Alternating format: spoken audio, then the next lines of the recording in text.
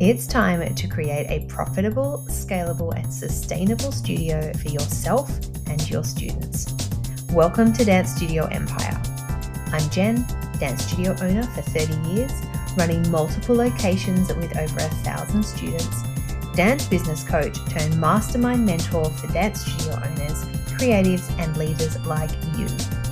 I know you're committed to growing your studio and creating the time and financial freedom you most want, while also being the best in the industry with a reputation to match. I've coached hundreds of studio owners who have grown to 250, 500, and over 1,000 students using my signature studio scaled method. And in this podcast, I'll give you the clarity, strategy, and CEO mindset to help you do the same. Let's dive in. Well, hello everybody, and welcome back to this week's episode of the Dance Studio Empire podcast. Now, today's topic is just very relevant for this time of year, and I appreciate everyone's in the thick of it, and I know you might be, exhausted and overwhelmed. However, it still is important that we get the little things right, because they are going to make the difference over the Christmas break and into the new year, so we can start the year as strong as possible. And so today's episode is actually 9 reasons that you're losing potential enrollments and then how you can fix them. So I want to start by saying, have you ever stopped to think about your own behaviour when you're searching for something online or considering making a purchase? Now, it might seem unrelated, but it's actually one of the best ways to reflect on the experience that a potential dance family are going to have when they come across your studio, or if they're in search of a studio. So start by asking yourself, do you get frustrated when you can't find information you need? So if you're searching for something and you can't find it, are you turned off by those wishy-washy descriptions that don't clearly explain what the offer is or what the description of the product is? Do you click away if there's too many steps involved in the process? What is it that finally gets you over the line to say yes? And do reviews influence your decision? They definitely influence mine. And if you're curious about a product, a person, or an experience, do you click into their bio and read it? And if it doesn't clearly explain who or what they are or what they do you just move on? Now, these are all important questions because they give you an insight into what potential families might be thinking and feeling when they do land on your website, or when they visit your social media, or even just try to get in contact with you. So now I want to take it just that little step further and think about the different types of people who are inquiring at your studio, because there is quite a range. So there's going to be those ones who have heard great things about you from a friend, they have a referral. Now, these guys are already what we would call warm leads, but they still need clarity and an easy next step to enroll. There are ones who are possibly studio hopping, so they're looking for something different or better than what they've experienced before. So they're going to be evaluating your offerings really closely. Now, what about the ones who have never ever entered the dance realm before? So these guys have no idea what they're looking for, and these ones need guidance and reassurance to feel confident in their decision. Then there's the classic ones who, I have a great that did RAD, so I'm only coming to you if you offer this. So for these type of people, it's just really crucial that you offer something that aligns with their preconceived expectations or family traditions that maybe they don't know much about, but they're relying on feedback from their family.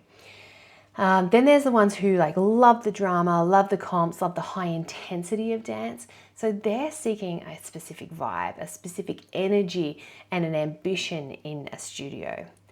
And those who only just want to do classes that fit in around everything else that they're doing during the week. So for them, it's convenience is what is the top priority for them. Now, I know there are, probably others as well, but each of these potential families have a different mindset and set of needs.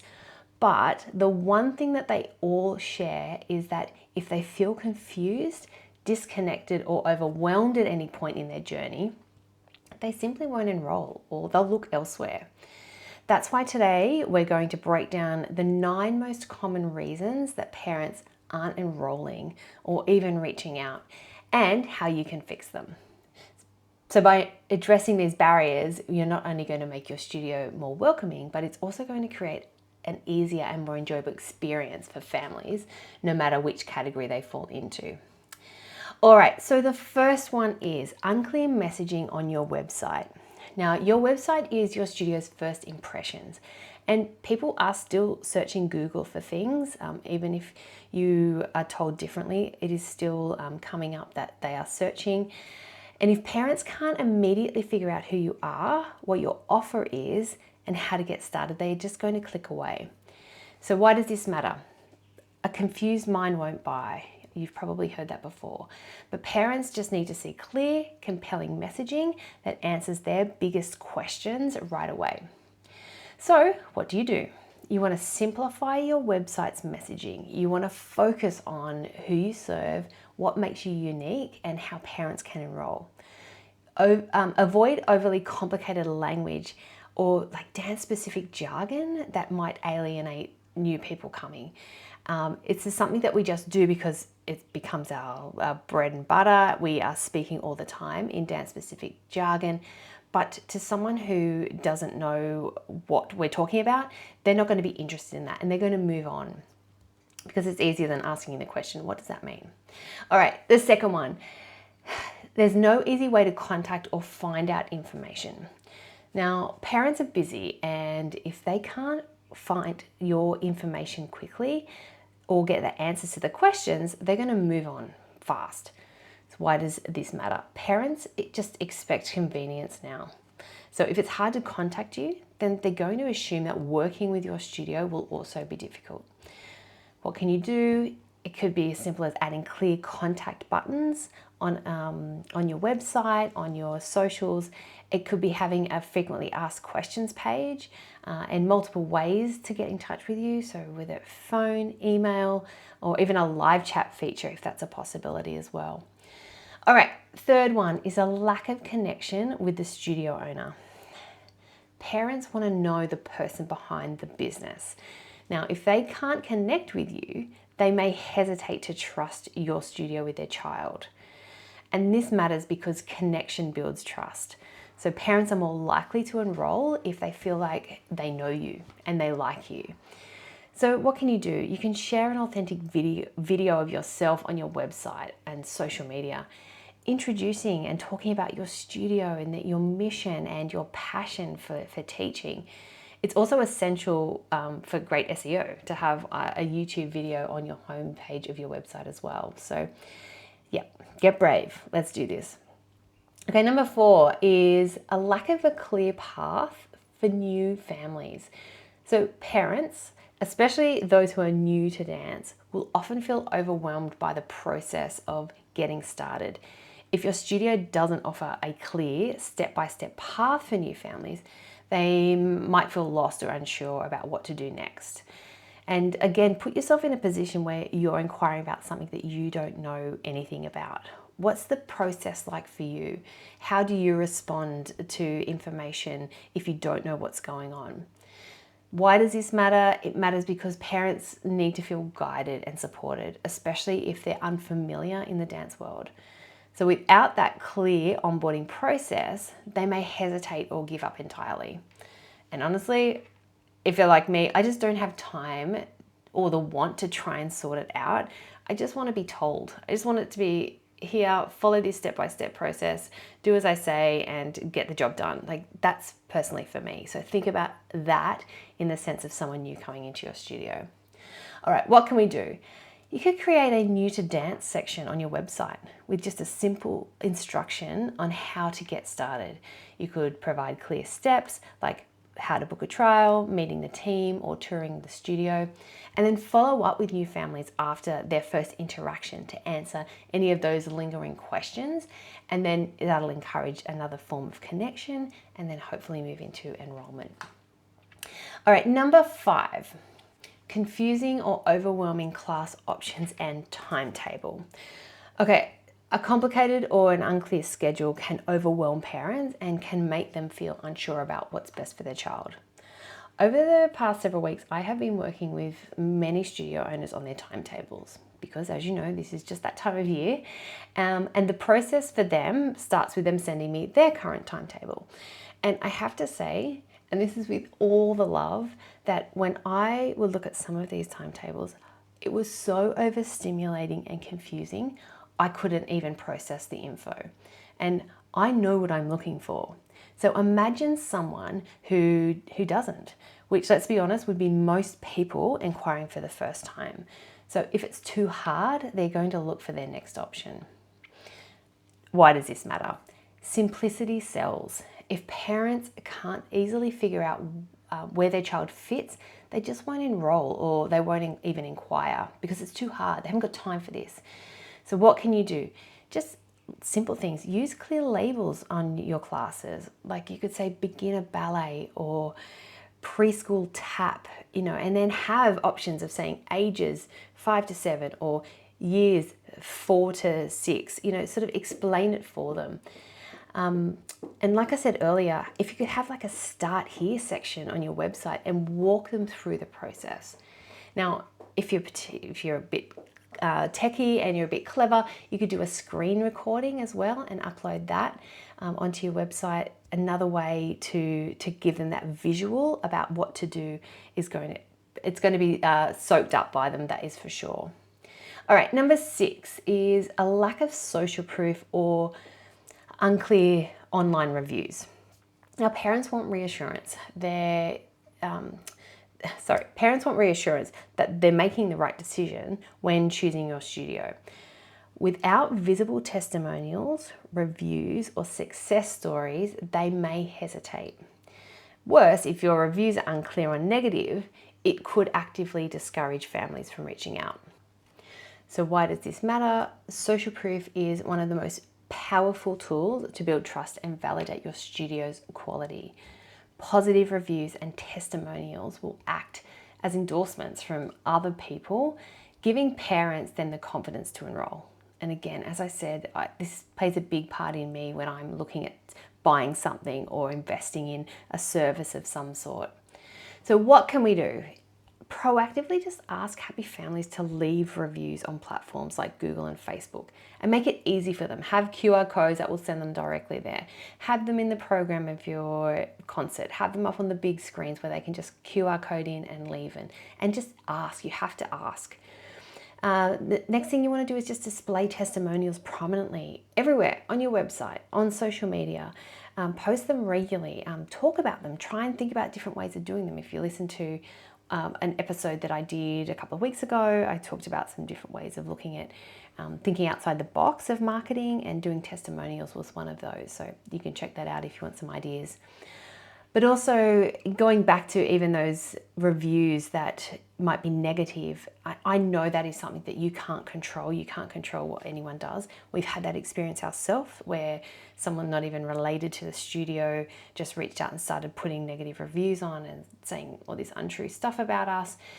Never been a customer, never taught them dance in any way. Anyway, what you can do though is just address any negative feedback professionally and openly, because that's then going to show potential customers that you care about resolving issues and improving their experience.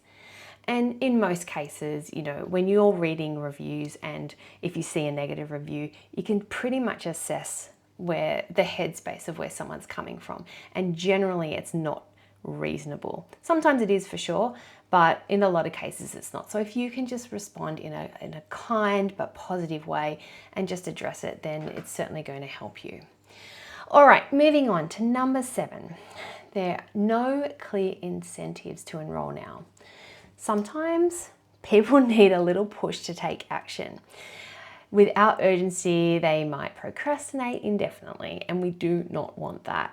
So right now, there are parents wanting to lock in and plan their schedules for next year. I, for one, am that person. I want to have 2025 sorted within the next couple of weeks. So there's going to be parents also looking for this as well. So make the decision easy for them. Why does this matter? Because incentives create momentum. Think about like right now, if you're listening with the Black Friday sales, is it triggering you to sort of get a little bit more organized or to think about some presents that you might be able to get now and save some money because there's this incentive with discounts? Maybe not. Maybe you're too overwhelmed with concerts. I get that. But it certainly is triggering something in me to take note about what specials are coming up, because I can then use those savings to put elsewhere, which is important also at the moment. It also will encourage your parents to take the next step if they've got incentives or a reason to enroll. So how can you do this? You could offer limited time bonuses, you could do the free trial, you could do early bird discounts, you could do enrollment gifts, just to motivate any action. All right, number 8, outdated or poorly managed social media. Parents often check social media to get a sense of your studio's energy and professionalism. And this is probably also a good time to take note about the types of photos that you're putting on your socials. Is it inclusive of everything that you are and teach? You know, if you teach boys, do you have boys on in your photos? If you have fun recreational classes, do you have photos of kids having fun? If you are an elite ballet studio, do you have photos of the kids in the concert and like all made up beautifully? So think about the images that you are putting onto social media and onto your website as well. And just make sure that it is a true representation of what you are. Because if photos are inactive photos are outdated or your page is inactive, then it is sending the wrong message. So why does this matter? Because active social media shows parents that your studio is engaging and it is thriving. So what to do? Post regularly and authentically, sharing highlights for your students, sharing behind the scenes moments and up to date. Keep your audience up to date so that they can feel connected along the journey in real time. All right, number 9 is not standing out from competitors. All right, so this is a final one. If your studio doesn't clearly differentiate itself, parents might struggle to see why they should choose you over others. Why does this matter? Because parents need to know what makes you special. Why are they going to be sending their special package, their child, to you? What to do? You need to highlight your unique value, whether that's your teaching style, whether you're family focused, the culture that you're presenting. Is it a specialty programs that you offer? Just make it clear why your studio is the best fit for them. All right, at the end of the day, parents are looking for different things in their studios, but they all are wanting clarity, they're wanting connection, and they're wanting confidence. So by addressing these 9 points, you'll not only make it easier for them to enroll, but also create an experience that sets your studio apart. Remember, a confused mind won't buy, so take a moment to review your website, your social media, and your communication processes through the eyes of a potential parent. And go back to the beginning of this episode where I just sort of listed out different types of potential parents and think about the journey that they would go on if they jumped onto your website or onto your socials. All right, what would you want to see? How can you make that experience smoother and more welcoming? With a few intentional changes, you can then turn potential families into happy, long-term students. All right, everyone, thank you so much for joining me today. I hope you've got something out of this episode and it's given you a little bit of a checklist to work through as we head towards the end of this year. Let's just make enrolling at your studio the easiest decision that a parent can make this year.